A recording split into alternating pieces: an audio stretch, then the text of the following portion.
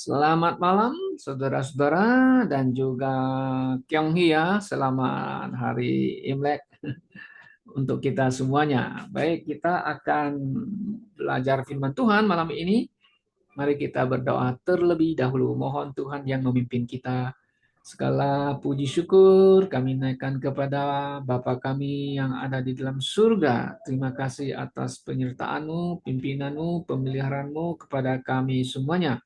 Dan malam ini kami ingin belajar firman-Mu. Kiranya Roh Kudus pimpin kami. Kami juga berdoa untuk saudara Aswin, sudah balik ke Taiwan, dan dari Taiwan dia akan kembali ke tempat tinggalnya, dan sekarang sedang menunggu kereta. Biarlah Engkau pimpin saudara kami bisa tiba di tempat tinggalnya dengan selamat. Demikianlah kami mohon doa ini di dalam nama Yesus Kristus, Tuhan kami yang hidup. Amin.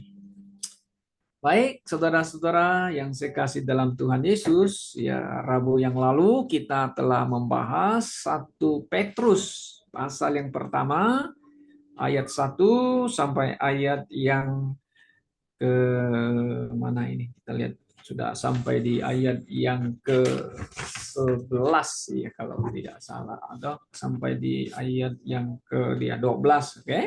Baik, nah kita akan melanjutkan di ayat yang ke-13 sampai ayat yang selesai ya, ayat 21 ya.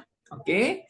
Jadi minggu yang lalu ada 2 poin yang sangat penting yang telah kita bahas ya di dalam um, tentang election atau pilihan ya, bahwa kita dipilih karena kita percaya. Oke, bukan karena kita sebelum percaya seperti yang Calvinis ajarkan ya, tapi kita dipilih setelah kita menerima Tuhan Yesus Kristus. Oke. Kemudian poin yang kedua kita sudah bahas itu mengenai jaminan keselamatan. Jadi ya, siapa yang ada dalam Tuhan, siapa yang telah dipilih, nah, keselamatannya terjamin. Artinya the eternal security ya yang terjamin di dalam Tuhan Yesus Kristus. Nah, malam ini kita bahas ayat yang ke-13 sampai 21. Paulus ingin ya mengingatkan, ya mengajar kepada orang-orang percaya dimanapun dia berada, sehingga kita orang yang telah diselamatkan, orang percaya harus memiliki sikap dan cara hidup orang percaya yang ada hubungannya dengan keselamatan kita. Oke. Nah, mari kita lihat di dalam ayat yang ke-13. Oke, berbunyi demikian. Sebab itu, siapkanlah akal budimu, waspadalah, dan letakkanlah pengharapanmu seluruhnya atas kasih karunia yang dianugerahkan kepadamu pada waktu penyataan Yesus Kristus. Nah, ayat yang ke-13 ini, saudara-saudara, kalau bahasa Inggrisnya lebih mudah kita paham gitu ya. Katanya, therefore, ya, gird up the loins of your mind, itu ya. Nah, saudara sebagai orang Kristen yang percaya, yang masih tinggal di dunia ini, tentu dunia yang penuh dengan ketidakpastian, dunia yang penuh kejahatan dan moral yang sudah rusak, gitu ya. Nah, Paulus ingin supaya gird up, gird up ya, the loins of your mind, itu artinya ikatlah pinggang pikiranmu. Nah, kalau terjemahannya secara literally ya, dan waspada, dan haruslah hidup ini dengan pikiran, pikiran ya, cara berpikir kita ya. Jadi begini maksudnya ya, kalau istilahnya gird up the loins itu, artinya ikatkan pinggang pikiranmu itu. Jadi kita analogikan begini, kalau zaman dahulu orang-orang Israel itu biasanya dia pakai jubah ya, panjang dari atas ke bawah ya. Nah, bagaimana dia pakai jubah ini kalau dia mau lari cepat dan juga kalau dia mau kerja? Kan sulit kan? Nah, maka itu yang jubah panjang itu dia harus di gird up, itu artinya diikat. Nah, diikat sampai di pinggang itu. Oke, jadi seperti celana gitu ya. Nah, jadi orang yang kalau begitu tuh siap untuk lari dan siap bekerja loh. Nah, itu namanya istilahnya itu ya. Oke. Nah, mungkin saudara pernah melihat juga. Biasanya orang India itu kan dia pakai sarung ya, kayak model sarung ya. Nah, kalau dia mau pergi kerja, mau pergi ke sawah, itu nggak bisa dia sarungnya panjang sampai ke kaki. Bagaimana dia bisa kerja dengan efektif? Nggak mungkin kan? Maka dia harus di-gear up, artinya diikat, diangkat ke atas sampai ke pinggangnya. Nah, baru dia bisa leluasa untuk bekerja atau ya buat sesuatu ya, melakukan sesuatu. Jadi ini artinya Paulus mengatakan supaya hidup kita ini harus disiapkan dengan pikiran gitu ya. Nah, jangan hidup sembrono gitu loh. Dan juga jangan juga hidup dikuasai oleh emosi kita. Nah, dalam kehidupan kita tuh banyak orang tuh dikuasai oleh emosi ya bagaimana kita bisa berpikir dengan jernih. Nggak mungkin bisa gitu ya. Dan juga kita harus menaruh pengharapan kita sepenuhnya kepada Tuhan atau kepada kasih karunia Tuhan atau mohon belas kasihan dari kasih karunia Tuhan ya supaya kita bisa berpikir melakukan sesuatu dengan baik dan berpengharapan hanya kepada Tuhan Yesus saja. Jadi intinya orang percaya harus berpikir jernih, fokus dan hidup dengan pengharapan kepada Yesus Kristus, bukan kepada keadaan dunia ini. Makanya fokusnya jangan kepada dunia. Kalau kita kepada orang, kepada dunia, Anda akan kecewa loh. Nah, itu. Maka kita hanya bersandar berpengharapan kepada Tuhan Yesus saja. Oke. Kemudian yang kedua, Paulus ingin mengajar kita bahwa kita orang yang telah percaya, yang telah dipilih, kita telah dipanggil sebenarnya, dipanggil untuk hidup kudus. Kenapa harus hidup kudus ya? Bukankah waktu kita percaya Tuhan Yesus, kita sudah disucikan kan? Nah, dosa kita sudah diampuni kan? Bukankah kita menjadi orang kudus? Yes, posisinya kita menjadi orang kudus karena sudah dibenarkan, ya, dibenarkan secara yuridis, secara hukum rohani kita telah kudus, betul, benar, betul juga. Nah, tapi kita masih tinggal di dunia, masih ada flesh, masih ada daging. Maka itu kita dipanggil untuk hidup kudus. Artinya harus hidup berbeda dengan orang duniawi. Orang duniawi yang selalu hidup bertentangan dengan prinsip-prinsip Alkitab, firman Tuhan ya. Kita jangan ikut, jangan seperti mereka, jangan mencontohi mereka karena Tuhan mengatakan, "Kuduslah kamu sebab aku kudus." Nah, Tuhan kita adalah Tuhan yang kudus ya. Maka itu kita harus kudus. Coba Saudara perhatikan ya di ayat 14. Hiduplah sebagai anak-anak yang taat, nah, katanya. Dan jangan taat hanya nafsu ya, mengikut nafsu, menguasai kamu pada waktu kebodohan. Tapi hendaklah kamu menjadi kudus di dalam seluruh hidupmu, sama seperti Dia yang kudus yang telah memanggil kamu. Sebab ada tertulis, kuduslah kamu, sebab aku ini kudus. Nah, Tuhan itu kudus. Oke? Nah, jadi kita harus hidup kudus. Karena maka itulah ada namanya doktrin sanctification. Nah, sanctification itu satu proses di mana waktu kita percaya kita telah dibenarkan, kita sudah orang menjadi orang santo, kudus, tapi dalam flesh ini kita perlu sanctify, dikuduskan, kudus sampai menuju kepada kesempurnaan dan sama seperti Kristus kan begitu ya. Nah, jadi hidup kudus. Maka di dalam Roma 12 ya mengatakan ya kamu jangan ikut itulah dunia ini ya, harus mempersembahkan tubuhmu sebagai persembahan yang hidup, yang kudus dan yang berkenan kepada Allah. Yang mana itu adalah pelayananmu yang sepenuhnya ya, gitu ya. Dan jangan menyerupai dengan dunia ini ya, jangan ikut dunia ini, tapi berubahlah kamu oleh pembaharuan pikiranmu. Cara pikir kita harus berubah. Jangan pikiran yang lama lagi ya.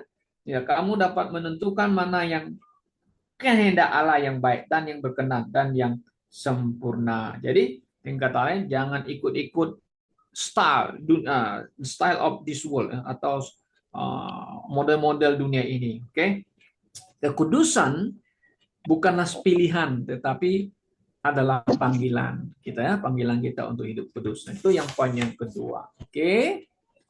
Kemudian yang ketiga, Paulus mengatakan di ayat 17 ya. Di sini dia katakan hidup dalam takut akan Tuhan. Nah, dalam kehidupan kita sehari-hari ya di keadaan dunia ini ya memang kadang-kadang kita punya satu perasaan yang takut ini, tapi yang takut di sini itu bukan takut akan dihukum dan sebagainya, tapi takut ini kepada Tuhan adalah kita hormat ya dengan sadar bahwa Allah adalah hakim yang adil. Itu ayat yang 17.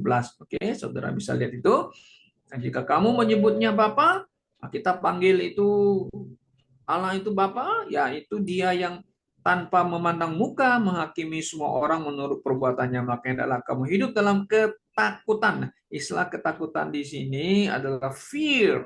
Ya, selama kamu menumpang di dunia ini, menumpang. Nah, kita ini orang yang menumpang, ya betul, surgeons in this world. Itu jadi kita adalah orang yang hanya sementara saja yang tinggal di dunia ini. Makanya kita harus memiliki sikap hati yang fear God. Kalau di dalam perjanjian lama selalu ada kata fear God, fear God. Kalau Daud selalu di dalam Mazmur itu ada takutlah akan Tuhan, takutlah akan Tuhan. Jadi kita harus ada hormat, ya, hormat kepada Tuhan. Jangan buat yang nggak benar, ya maksudnya itu. Oke. Oke, kemudian lagi kita lihat lagi yang berikutnya bahwa kita telah ditebus oleh darah Yesus Kristus ya. Kalau dibayar dengan darah Yesus Kristus, bukan dibayar dengan perak dan emas. Itu ayat 18 dan 19 ini yang sangat penting di dalam surat Rasul Paulus tuh. Kenapa? Karena dia ingin mengingatkan orang percaya bahwa kita telah ditebus. Hidup kita yang sia-sia ini, hidup kita yang penuh dosa ini, bukan dengan perak dan emas, tapi dengan darah yang mulia. Saudara bayangkan loh, kita ditebus dengan harga dan dibayar dengan harga yang lunas oleh darah Yesus Kristus. Jadi kita jangan take for granted sebagai orang percaya. Okay? We have to honor God, to praise God, gitu. Okay? Kita harus menghargai, menghormati bahwa kita milik Kristus sekarang. Kita adalah orang yang sangat berbahagia, yang sangat beruntung. Kenapa? Karena kita telah dibayar dengan darah Yesus Kristus. Nah, ini kata tebusan. Saudara bisa lihat di ayat 18-19 itu ya. Saudara lihat itu ya, bahwa kamu sebab kamu tahu bahwa kamu telah ditebus dari cara hidupmu yang sia-sia yang kamu wariskan dari nenek moyangmu itu bukan dengan barang fana, bukan pula dengan perak atau emas, melainkan dengan darah yang mahal. Darahnya siapa? Darah Yesus Kristus. Luar biasa. Ya, kita harus respect, kita harus menghargai, don't take for granted. Itu namanya. Oke, kemudian yang yang keenam, yang E, kalau saya lihat ya, A, B, C, D, E, oke, 4. Nah, kita harus memiliki kasih, saling mengasihi itu. Orang yang telah selamat, orang telah dipilih, Paulus mau sebagai saudara seiman di dalam satu local church maupun dalam satu gereja yang sama dengan kita, ya itu gerejanya Tuhan, saudara seiman, ya kan?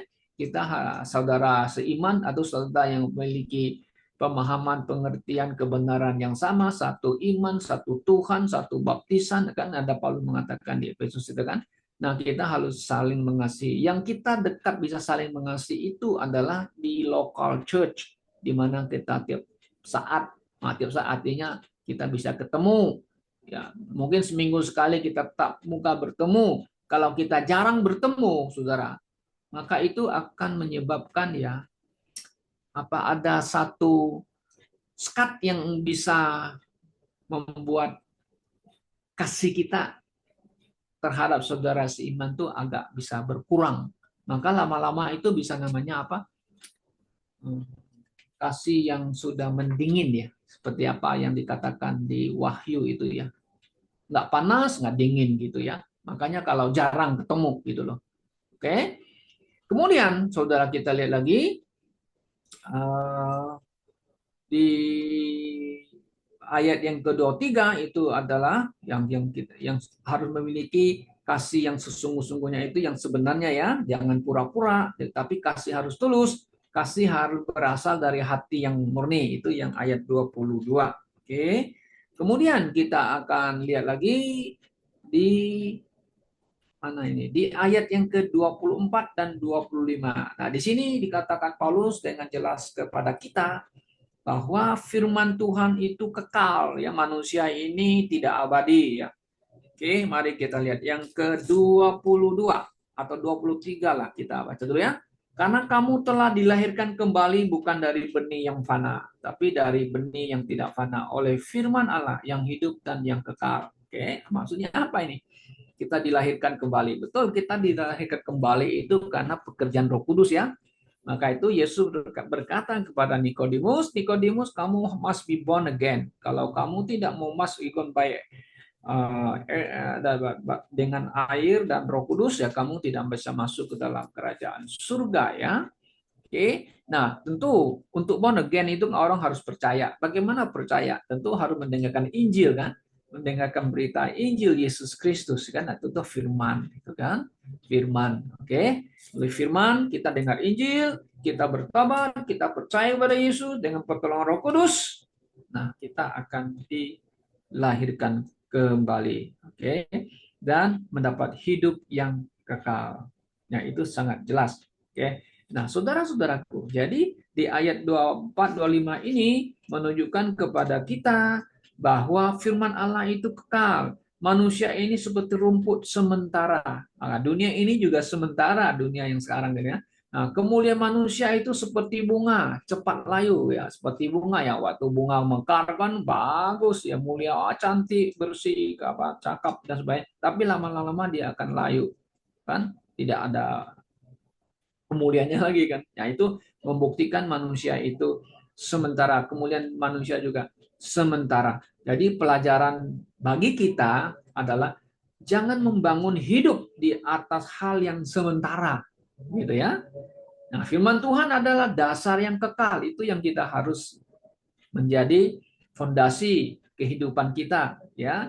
Yang kekal hanya Allah dan firman-Nya. Dunia ini nggak kekal, uang kita nggak kekal, semuanya akan berlalu. Oke, kemuliaan yang kita dapat pun akan berlalu. Oke, karena itulah kita harus mencintai firman Tuhan atau menghargai firman Tuhan, kan, kebenarannya. Kenapa?